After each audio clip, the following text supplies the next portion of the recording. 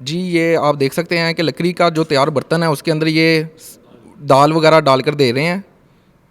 ये इसके बाद लेकर अपने गुरुजी के पास जाएंगे, उनसे इजाज़त लेंगे, उसके बाद ये तनावल करेंगे। जब भी आहार लेने जाते हैं वो अलग अलग घरों से, जैसे हम भिक्षा लेते हैं, कोई संत भिक्षा लेके खाते, इनके पास जितने और भी बर्तन हैं इनके, ये साइड में इन्होंने ये झोली बनाई हुई है, ये झोली के नीचे भी बर्तन रखे हुए हैं। जो मिला सिर्फ एक पेट भरने के लिए खाना है, वो ज़रूरी है।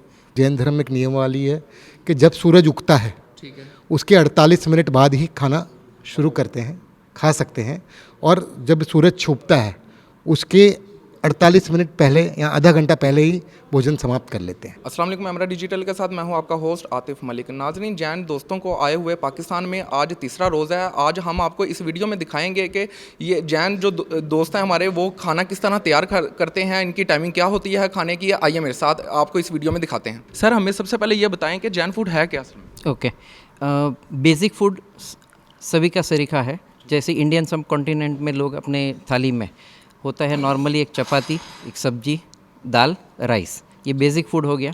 प्लस कर्ड है, कोई स्वीट है, फरसान है, उस तरह का एडिटिव्स होता है, साइड डिशेस होता है। ये सारे वेजिटेबल और दालें ही क्यों? हाँ जी, इसमें वेजिटेबल दाल वगैरह इसलिए क्योंकि आपने इसमें मीट नहीं सुना, फ़िश नहीं सुना मेरे से, राइट? हाँ जी, तो जैनिज़्म का बेसिक प्रिंसिपल, एकदम फाउंडेशनल प्रिंसिपल का है ना, कि Jainism revolves around non violence, जिसको हम हमारी ज़बान में अहिंसा बोलते हैं, और इंग्लिश में नॉन वायलेंस कहेंगे। और जैनिज़्म मान्यता है कि हर एक प्राणी में, राइट, यानी कोई भी एनिमल ले लो या इंसेक्ट वर्ड ले लो, ये हर एक में उसकी अपनी अपनी रूह होती है, और किसी को भी आप काटेंगे, मारेंगे तो उसे दुख होता है, and that is violence. We treat that as violence. इसलिए हम मीट नहीं लेते हैं, हम फिश नहीं लेते हैं, एग नहीं लेते हैं। ये सारा प्रोसीजर तो खाने का है, यानी कि तैयार करने के लिए भी किसी प्रोसेस से गुजरना पड़ता है कि वो भी एक नॉर्मली इन चीज़ों को कंपेयर करते हैं? हाँ जी, नॉर्मली इसमें जो प्रिपरेशन भी है उसमें भी कुछ चीज़ें हैं, लेकिन पहले खाने के बारे में मैं बता दूं कि जो नॉन वायलेंस का हम बोलते हैं ना, तो आपने ये भी सुना होगा कि हम जो खाते हैं वो प्लांट बेस्ड फूड खाते हैं, एनिमल बेस्ड कुछ भी नहीं लेते हैं, प्लांट बेस्ड। तो प्लांट बेस्ड में आप क्वेश्चन करेंगे कि प्लांट्स में भी तो रूह होती है, right? Plants are also living beings. Jagdish Chandra Bose ने ये प्रूव करके, साइंटिस्ट है जगदीश चंद्र बोस, जिन्होंने ये प्रूव किया था कि प्लांट्स में भी तो लाइफ होती है, राइट? हाँ, तो प्लांट्स में क्योंकि लाइफ है, लेकिन हर कैटेगरी अलग अलग है, तो प्लांट्स की जो लाइफ है वो एक अनडेवलप्ड लाइफ होती है, और इसीलिए हमें चूज़ करना है तो हम डेवलप्ड लाइफ के बजाय प्लांट्स को पसंद करेंगे, ठीक है? और उसमें भी उसे हम कुक करके ही खाना, ये हमारा प्रिंसिपल है। प्लांट्स को भी हम डायरेक्ट कच्चा वगैरह खाना अलाउड नहीं है, उसको भी कुक करके उसके बाद में हम खाते हैं, ठीक है? एक हमारे में कहावत है कि जैसा अन्न वैसा मन। जैसा आप खाना खाओगे वैसा ही आपका बॉडी डेवलप होगा, साथ में आपका माइंड, थिंकिंग, आपका बिहेवियर, हर कुछ चीज़ पे खाना असर करता है। तो इसलिए हम वायलेंस के थ्रू अगर खाते हैं तो हमारा मन भी वायलेंट बनेगा और हम भी वायलेंस करेंगे। तो इसलिए हम नॉन वायलेंट फूड लेना पसंद करते हैं। सर, हमारे इधर बेसिकली एक मुहावरा मशहूर है, जिन्हें लाहौर नहीं देखा वो जमया ही नहीं। तो क्या यानी कि इधर लाहौर में आकर आप उन सारे खाने से लुत्फ़ उठा रहे हैं? नहीं, यहाँ पर भी हम, हमारा जैन फूड, हमारे एक होस्ट है भाई साहब, तो वो हमारे लिए स्पेशल जैन फूड प्रिपेयर कर हमारे पास लाते हैं, और सुबह शाम हमें प्यार से वो खिलाते हैं। अभी कुछ रिस्ट्रिक्शंस में मैं ये बताना चाहूँगा कि रूट वेजिटेबल्स, प्लांट्स, मैंने कहा ना कि हम प्लांट्स बेस्ड फूड खाते हैं, तो उसमें भी हम रूट वेजिटेबल्स नहीं खाते हैं, क्योंकि उसमें रूट वेजिटेबल्स जो है ना, तो जो ओवरग्राउंड ग्रोइंग प्लांट्स है उसमें एक एक बॉडी पार्ट में एक एक लाइफ होती है, लेकिन रूट वेजिटेबल्स में इनफाइनाइट लाइफ्स होती है। तो उसमें भी हम इतनी केयर करते हैं कि जितनी कम हो सके उतनी लाइफ को अफेक्ट करें। तो रूट वेजिटेबल्स में आ गया पोटैटोस, अनियन, गार्लिक, अदरक, कैरेट्स, गाजर, मूली, ये सारे इस तरह का कुछ भी विदाउट रूट वेजिटेबल्स हमारा फूड प्रिपेयर होता है। जी सर, हमें ये बताएं कि टाइम खाने की टाइम भी कोई मुकर्रर है कोई, यानी कि इस बारे में कोई बात है? यस, सब कुछ जैसा मैंने पहले बताया कि non violence is the basic principle, ठीक है। तो कहीं भी वायलेंस दिखता है तो हम वो नहीं करते हैं। तो हमारे तीर्थंकर ने ये बताया है कि सूर्योदय यानी सनराइज़ और सनसेट, इसके बीच में क्योंकि सूर्य में से scientific reason is ultraviolet rays निकलते हैं, और वो अल्ट्रावायलेट रेज की वजह से कुछ इंसेक्ट्स, माइक्रो इंसेक्ट्स एनवायरनमेंट में नहीं रहते हैं, ठीक है। तो ड्यूरिंग दैट टाइम, और यही चीज़ हमें बहुत सालों पहले हमारे तीर्थंकर ने बताई है कि आपको खाना सिर्फ डे टाइम में करना है, सनराइज़ के 48 मिनट्स के बाद और सनराइज़ के 48 मिनट्स के पहले खाना समाप्त कर लेना है। तो उसके बाद में हम खाना या पीना नहीं कर सकते हैं। जी नाज़रीन, जैसा कि हमने विमल शाह साहब से बात की, अब हम आपको दिखाएंगे कि जैन संत खाना कैसे लेते हैं। जी, जब भी हमारे जैन संत आहार लेने के जाते हैं, जिसको हम खाने की वस्तु बोलते हैं, जब भी आहार लेने जाते हैं वो अलग अलग घरों से, जैसे हम भिक्षा लेते हैं, कोई संत भिक्षा लेके खाते हैं, क्योंकि इनके पास अपना तो कुछ भी नहीं है। जो भी इन्होंने खाना है, पहनना है, यूज़ करना अपने के लिए, वो सब मांग के चीज़ लेते हैं। क्योंकि इन्होंने साधु जीवन जब ले लिया तो अपनी चीज़ का त्याग कर दिया। अब जो अपनी दिनचर्या के निमित्त कुछ चीज़ ग्रहण करनी है तो वो भिक्षा में लेकर वो ग्रहण करते हैं। तो आज आप भी मध्य में हैं, तो हमारे पास संत आए हैं जिन्होंने आहार लेना है, हम उनको आहार बहाएंगे। ये देखो आप, इनकी जो पात्रें हैं, जिसको हम बर्तन कहते हैं, वे बिल्कुल लक्कड़ के होते हैं। यानी कि ये सारी लकड़ की होती हैं, ये ठीक है। ये लकड़ी की वस्तु है, इसमें ही आहार लेते, क्योंकि लकड़ी को सबसे शुद्ध माना गया है। ठीक है। सबसे शुद्ध जो लकड़ी को माना गया है, इस लकड़ी को वो इसके बर्तन बनाते हैं, को रंग करते हैं, इसको शुद्धता करते हैं पूरी, इसको मंत्रित से जाप करते हैं, इसको तैयार करते हैं, फिर इसमें वो अपने लिए खाना खाते हैं। ये बताइएगा, ये सारे बर्तन यानी कि लकड़ी के ही इस्तेमाल करते हैं? सब चीज़ लकड़ी के इस्तेमाल करते हैं। इनके पास जितने और भी बर्तन हैं, इनके ये साइड में इन्होंने ये झोली बनाई हुई है, ये झोली के नीचे भी बर्तन रखे हुए हैं, इस झोली में भी बर्तन है। तो अलग अलग जो वस्तुएं लेनी है, ये सब छोटे मुनि आए हैं। ये क्या करेंगे, जितनी चीज़ यहाँ से लेके जाएंगे, सर्वप्रथम अपने बड़े जो गुरुदेव होंगे उनके पास जाके रखेंगे। गुरुजी से पूछेंगे, ये हम आज आपके लिए, सबके लिए हम लेके आए हैं, गुरुजी को दिखाएंगे। ये गुरुजी से आज्ञा लेके फिर ये खाना खाएंगे। तो सर, ये डेली बेसिस पे जब भी टाइम के मुँह जितनी बार खाना खाएंगे, ये इजाज़त इनकी ज़रूरी होती है? यही उनका नियम है। लेके जाएंगे, बड़े गुरुजी को दिखाएंगे, बड़े गुरुजी कहेंगे, वो भी खाएंगे और इनको भी आज्ञा देंगे कि आप इसको खा लो। और इनका तो ये भी है, हमने यदि 5-6 चीज़ें इनको अर्पण की भी अलग अलग, तो इनको तो एक कटोरी में सब चीज़ें डाल लेते हैं, ठीक है, उसी में इकट्ठा करके खा लेते हैं। ये इनकी दिनचर्या है। कोई भी खाना यानी हो। कि इनको, इसके पीछे कारण है, इनको स्वाद नहीं परखना।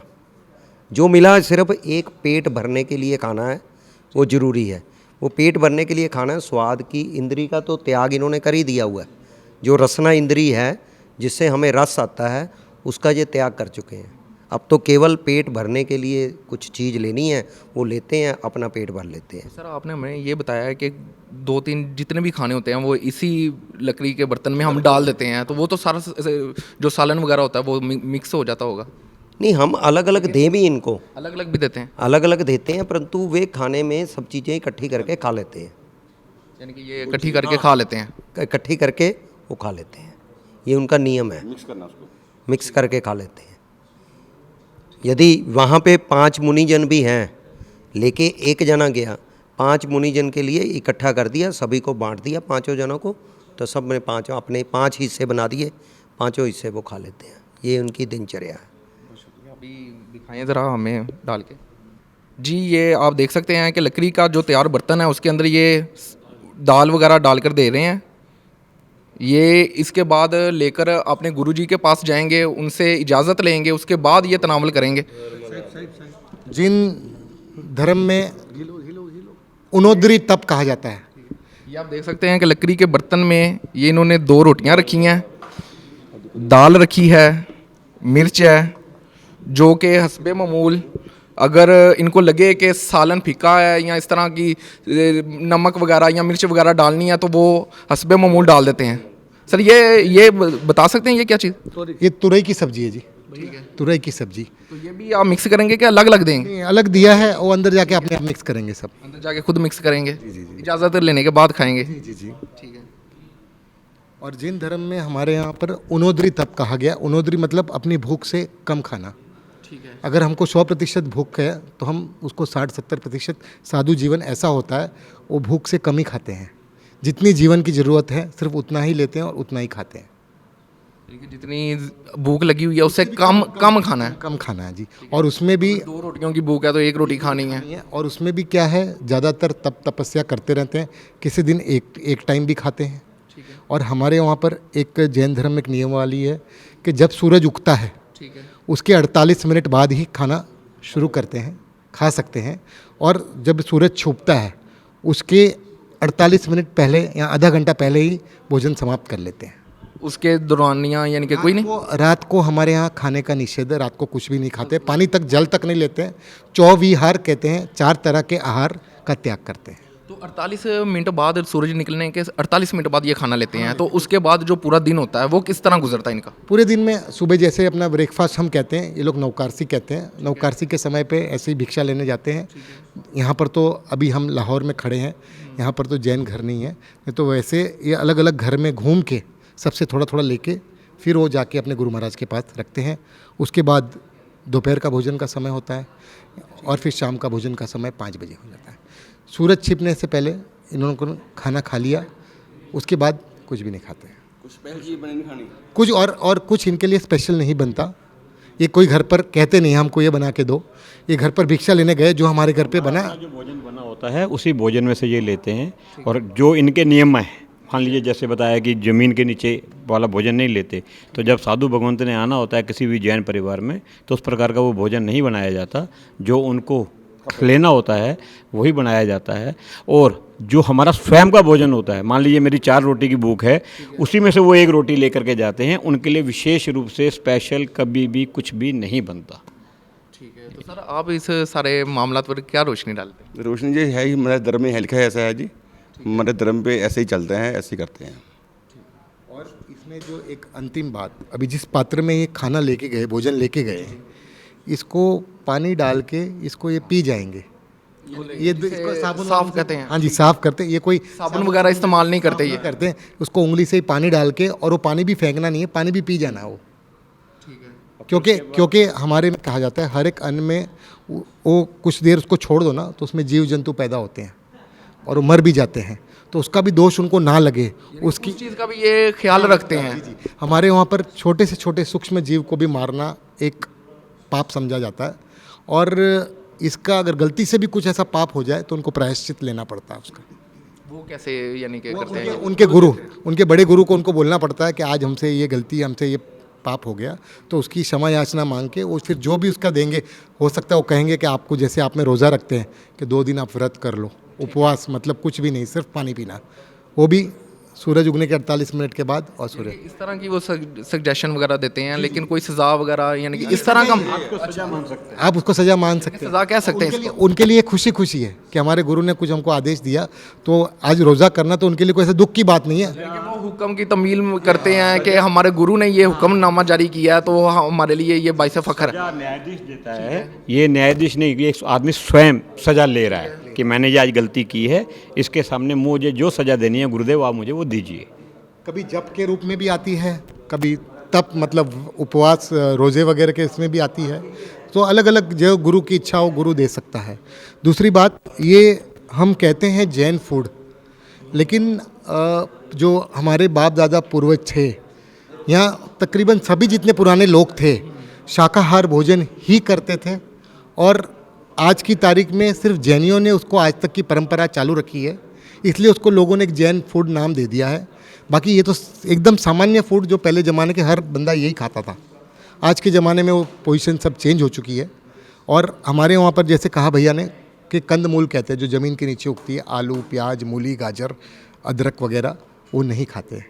क्योंकि उसके अंदर अगर आप साइंस ने भी प्रूव किया है, आप माइक्रोस्कोप के नीचे रखोगे ना उसको, उसमें आपको बहुत कीटाणु दिखेंगे। मुझे ये बताइएगा, ये जो आम हमारी नज़र में खाना है कि दाल वगैरह यानी कि सब्ज़ी वगैरह, क्या उधर भी इसी तरह किसी स्पेशल तरीके से कोई तैयार की जाती हैं कि बस एक आम रूटीन के तौर पे ये चीज़ें सारी नॉर्मली जो नॉर्मल होती हैं उन पे तैयार होती हैं? बिल्कुल नॉर्मल है। आप किसी के घर पे चले जाओगे ना, आपको जैनियों के घर पे ऐसा सिंपल सादा भोजन ही मिलेगा आपको, क्योंकि हमारे यहाँ पर गोश्त वगैरह, ये चीज़ें, मछली वगैरह, ये चीज़ें हैं ही नहीं। बहुत दूर की बात है। जब आप सोच सकते हो एक आलू प्याज वगैरह नहीं खाते, तो वो चीज़ तो बहुत दूर की बात है भैया, क्योंकि हम इसके अंदर ये जो दाल तैयार हुई है, सब्ज़ी तैयार हुई है, इसके अंदर आपने प्याज वगैरह, लहसुन वगैरह, कोई किसी चीज़ का इस्तेमाल नहीं किया, अदरक वगैरह कोई चीज़ नहीं? इसमें सिर्फ भैया घी और जीरे का तड़का लगता है और कुछ भी नहीं।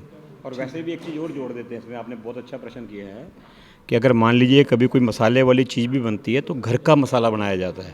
बाज़ार से किसी भी कंपनी का, किसी भी ब्रांड का हम वो लोग मसाला खरीद कर नहीं बनाते। रीज़न बीइंग कि किसी ना किसी में ओनियन का या लहसुन का कुछ ना कुछ टिंच रहता है, पाउडर रहता है। जो मसाला तैयार होता है, जो आपने बोला है कि मसाला हम घरों में तैयार करते हैं, तो वो भी तो सारी बात है लहसुन का या बाहर कच्चा मसाला तो किस जगह मिलता है?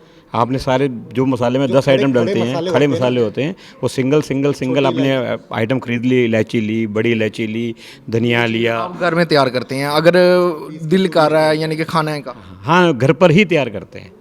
अस्सलाम वालेकुम वालेकुम अस्सलाम सर, आपका नाम क्या है? जी। मेरा नाम अमरनाथ रंधावा है और मैं पाकिस्तान हिंदू मंदिर मैनेजमेंट कमेटी का मेंबर हूँ। ठीक है, तो सर ये सारी रिस्पॉन्सिबिलिटी आप कर रहे हैं, खाना वगैरह लेकर आ रहे हैं, तो किस जज्बे से लेकर आ रहे हैं? देखें, बात यह है कि मैं बेहसियत पाकिस्तानी, और हम चूँकि पाकिस्तान के अंदर हमारा जो काम है, पाकिस्तान में जितने भी हमारे मंदिर हैं उनकी वेलफेयर के लिए काम कर रहे हैं, और पाकिस्तान में टूरिज़्म को प्रमोट करना है, रिलीजियस टूरिज़्म को। तो उसके तहत हमारा फ़र्ज़ बनता है कि जहाँ से भी दुनिया भर से जहाँ भी से भी यहाँ पे पाकिस्तान के अंदर यात्री आएँ तो उनकी उस देखना है, उनकी सेवा करनी है। जैसा कि हमारा इदारा है महकमा औक़ाफ़ ATBP, वो भी इसके सारे इंतज़ामात को देखता है। तो मैं बहैसियत पाकिस्तानी और लाहौरी होते हुए अपने मुहब्बे वतनी होते हुए उनकी नुमाइंदगी करते हुए मेहमान नवाज़ी के तौर पे इनको जो खाना है, क्योंकि इनका खाने का ये है कि जितने भी जैन्स हैं वो बग़ैर थूम प्याज अदरक के खाना इस्तेमाल करते हैं।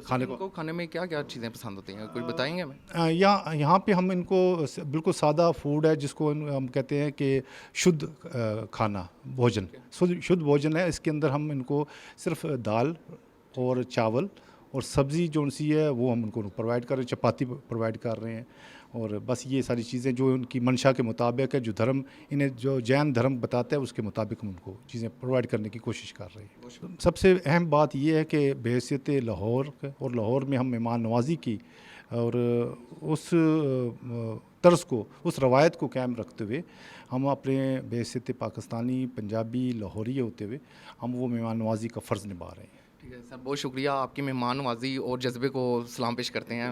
अहले आने लाहौर मेहमान नवाज़ी में भी पीछे ना रहे, जैन यात्रियों को उनका मनपसंद खाना भी खिलाया। इसी के साथ अपने होस्ट आतिफ मलिक को इजाज़त दीजिएगा। अल्लाह निगहबान।